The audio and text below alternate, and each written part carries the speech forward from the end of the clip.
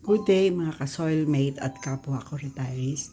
Today is the birthday of my son Gilbert and we are here in his condo to bless the house and the family. At the same time, thank God for the many blessings provided to him and to our family.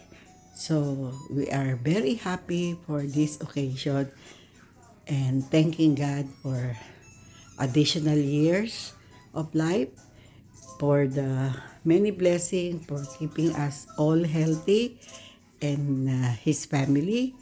So sana po magpatuloy ang kanilang kasaganaan at peace and happiness to all members of the family. Ito po yung maliit na lugar nila.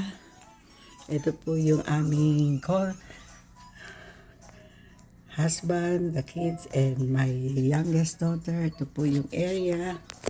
Ito po yung labas ng kanilang condo.